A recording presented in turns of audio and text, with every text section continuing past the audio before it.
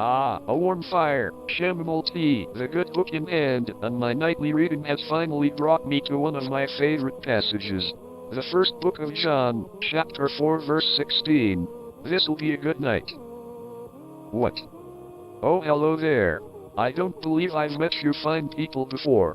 What can I do for you? What? Princess Twilight? Crack cocaine? Ted Kaczynski? Oh my, it seems your group has fallen into the Bizzarro version of your world. No doubt, caused by the lack of a certain something. I'm afraid, for the time being your group is very well stuck here. But not to worry, I'm sure I can help summarize what's been happening in your game all the same. So let's get started.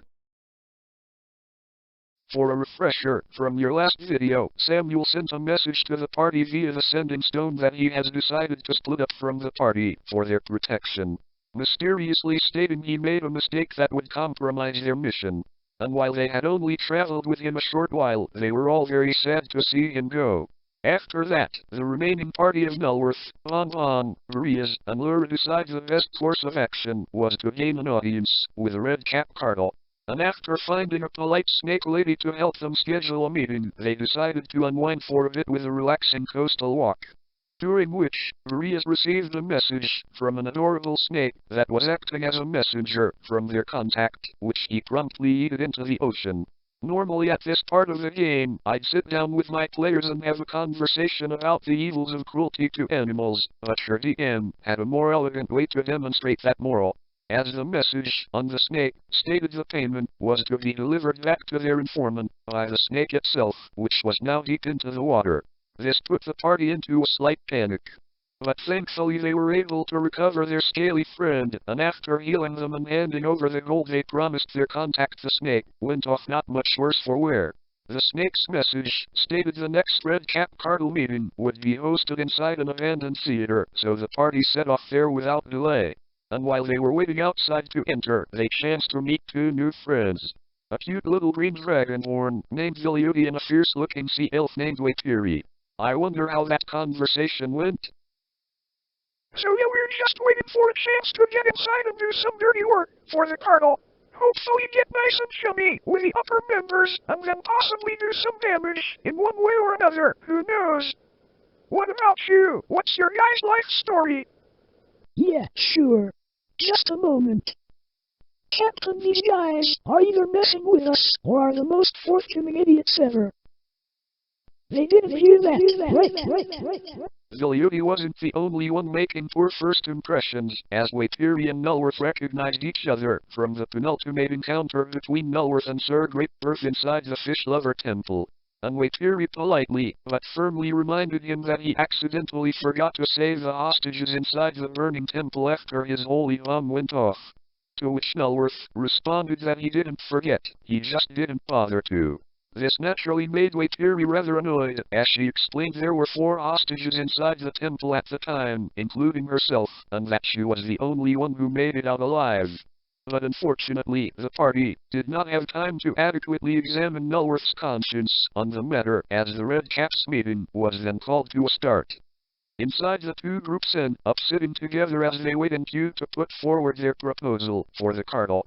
A number of other proposals are put forward before theirs are, the first being a concerned father asking for the Cardinal to stop selling drugs to his son. Now I can't speak for the Cardinal's representative, but he doesn't appear to be a God-fearing man. Or at least, doesn't know killing good people is bad for the soul, as after he hears the father's plea he gives the order for him to be executed on the spot. After that proposal was shut down, the meeting continued as normal until Waitiri is called to the stage. and to help with her nerves, Vilioti casts enhance ability to assist. Her proposal is to be rehired by the cartel and for her payment to be a new ship, preferably with a crew as well. Since she has been a reliable contract to the cartel in the past, they approve her proposal. After her, Nullworth, Bon, and Marias put their genius plan into action by lying to the cartel that Belladonna will offer a business partnership with them in exchange for deeper ties to the cartel. And as rumors of Belladonna and her company's exploits have reached many an ear, they agree to their proposal as well. Last up, Vilioti asks for information on his query and offers his services as a warrior to the cartel, citing job experience in committing hate crimes on the orcs of Taraxicum outside the border of the Dark Forest. Unfortunately, he didn't have any references in his application, and the cartel initially reject him on the grounds that they have no need for a warrior of his talents. To counter this, he offers a demonstration of his skills, which they happily agree to, and sick the two zombie treats on him. At the sight of what the party could assume would be an impromptu battle to the death, the remaining party acted appropriately. With Bon, Marias, Nullworth, and Lura enjoying the show with the snacks they brought, and Waitiri supply magic support by muttering under her breath like Snape from Harry Potter. And while the battle is very close, thanks to Vilioti's skills and the subtle magic helping of Waitiri, he is able to come out victorious, which convinces the cartel to accept his proposal. Along with gaining support from the cartel, his stunt also won over the hearts of the rest of the party, who congratulate him after he returns to his chair.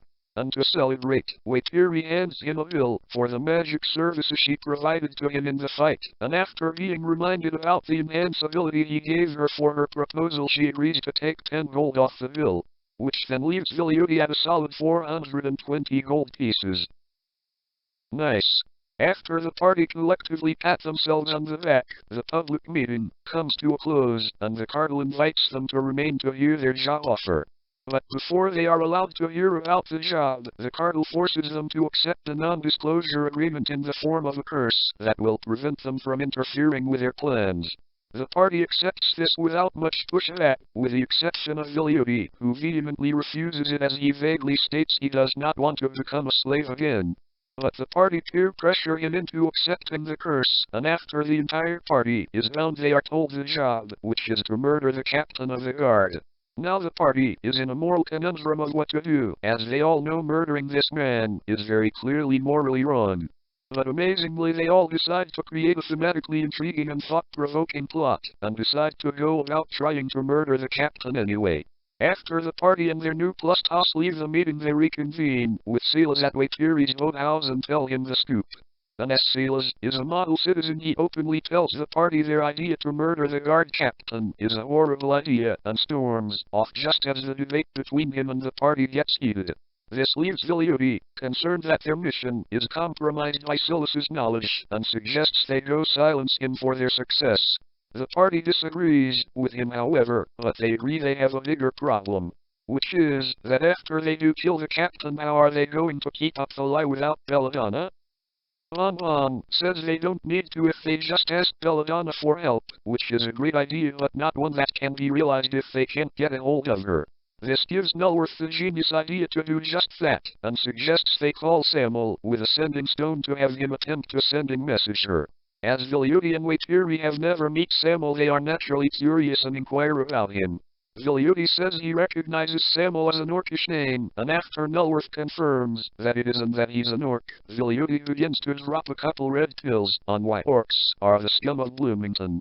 The party puts aside his race realism for a bit though and get a hold of Samuel anyhow. When he arrives, Vilioti refuses to speak with him, but stays watch on the boat, ready to shoot at Samuel in case he looks at anyone funny. After hearing the plan, Samuel tells the party he doesn't think it'll work, as he's never met Belladonna before. He nonetheless gave it the good old college try, with some aid from Nullworth, but unfortunately he was unsuccessful in getting a hold of our favorite autistic goth girl. But don't worry, I'm sure Samuel and Belladonna will get acquainted with each other soon enough. After that, Samuel goes on his way, running from the cartel and trying to solve his own problems in the city. And after he's gone, Vilioti comes out from hiding and tells them inviting the orc was a waste of time, and suggests that Samuel probably could have messaged Belladonna and choose not to. This then ended one of the 3 sessions you have yet to receive summaries on. The next session is mostly set up for the impending battle, so let's go over that quickly. After the remaining party decided they were committed to murdering the guard captain, they made the next step in finding out how to get to him. Waitiri used her feminine charms against a simple dock worker to convince them she is a distant family member of the captain and needed to know his whereabouts. Through this, they discovered he was returning from a secret mission to the east, and should be back in port sometime tomorrow or the day after. So without delay, the party jumped into their dinky boat and set off after him. A few funny things happened on the search for the captain, one just being Vilioti's paranoia acting up.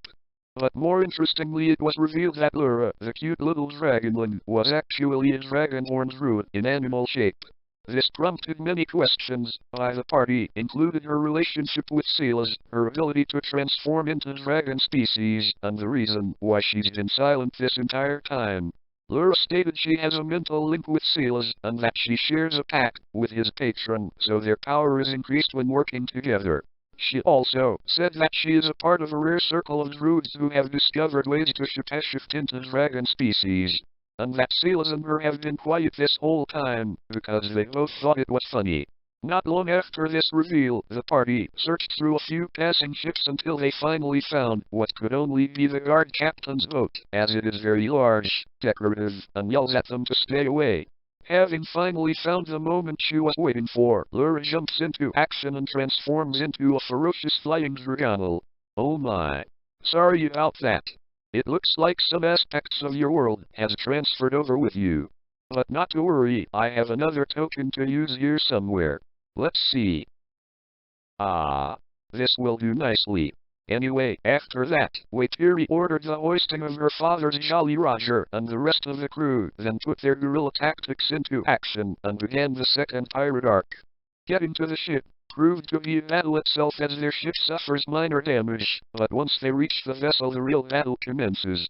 Minor highlights of combat over the next few rounds include the captain getting dunked into the water and fighting for a bit before climbing back up, the crew and demonic first mate exchanging blows with the party before getting absolutely wrecked, Bon getting launched into the water by a wind tunnel, Lura going Godzilla on the ship and its crew, the party ship almost getting destroyed, and Bon's disintegration spell failing to go off on the captain right before she gets knocked out by him.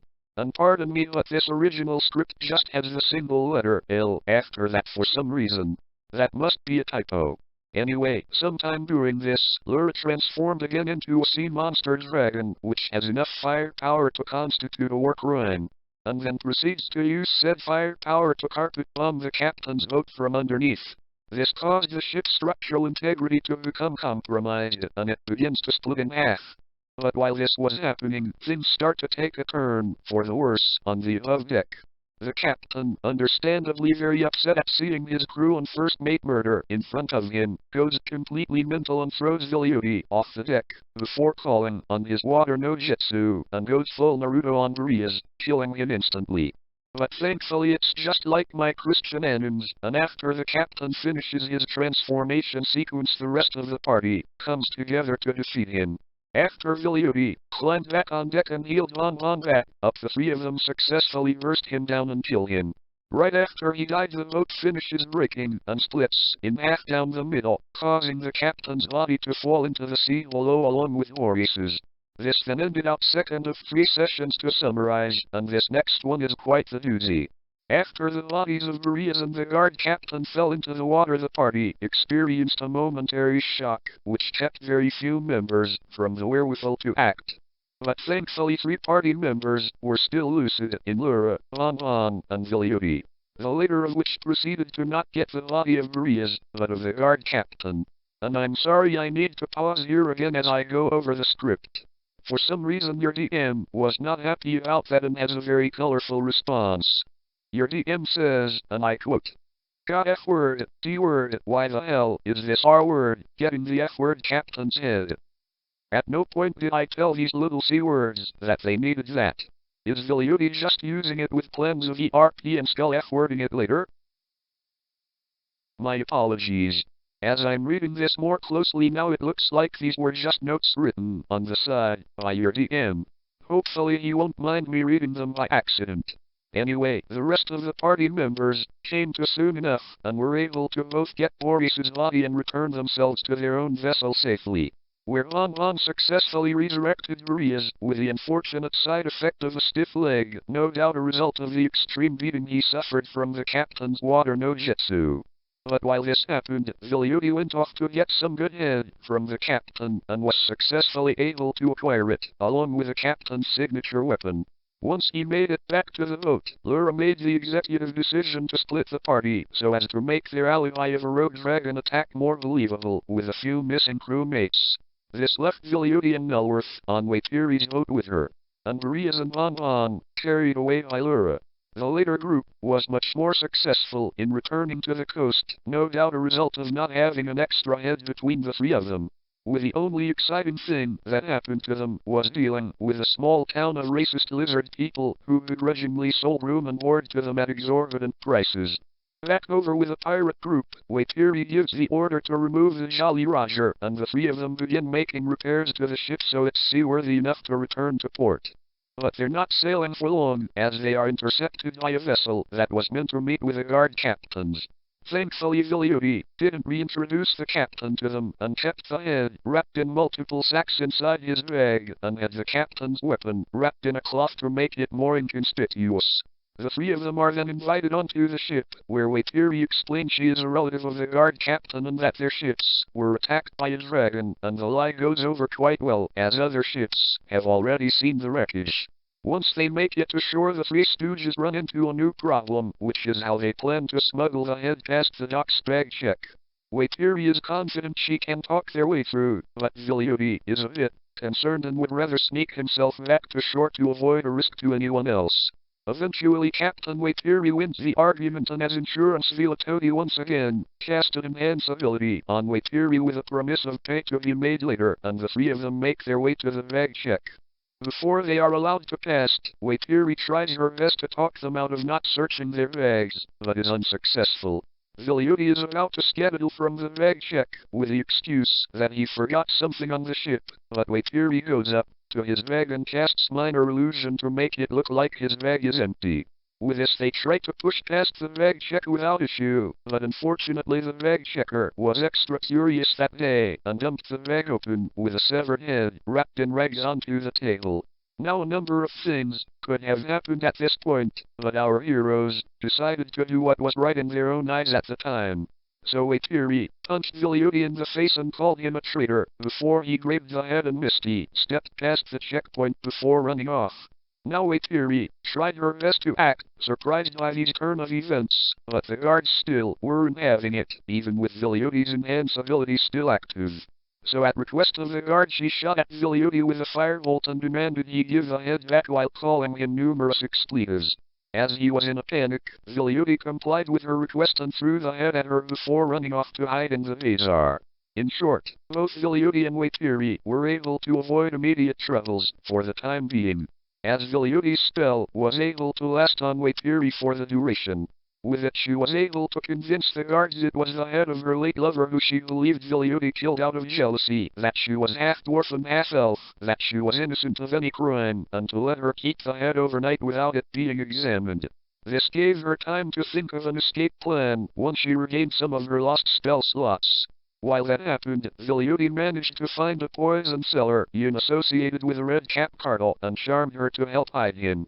While he was hidden he overheard a guard give a description of him and learned they hadn't gotten a good look, and if he lost both his green cloak and the guard captain's weapon he'd be much safer. So once the guard left, he apologized and thanked the shopkeeper with the guard captain's weapon, with advice to be careful who she sells it to. He then goes across the street to a very flamboyant clothes salesman, and after hearing him talk, a large majority of the table believes he deserves to be killed without question. Despite the table's homophobia, Viliuti likes him and has great success, procuring a fashionable red spider silk robe from the Taraxicum swamps. He leaves the clothes shop about an hour later and finds the shopkeeper has not sold him out, despite his spell wearing off on her. Hopefully he won't try to communicate with her in the future. After that, both our groups head to bed for the night, uncertain what tomorrow will bring. And that's where you left off. You're more than welcome to stay and chat for a bit if you have time. Oh, that's right. You got your game to play this week. But anytime you're in the neighborhood, please feel free to stop by. Oh my. I almost forgot I had a BDSM session planned with a friend of mine. Just as well that we can talk more today, but there's always a next time. Until then, safe travels, friends.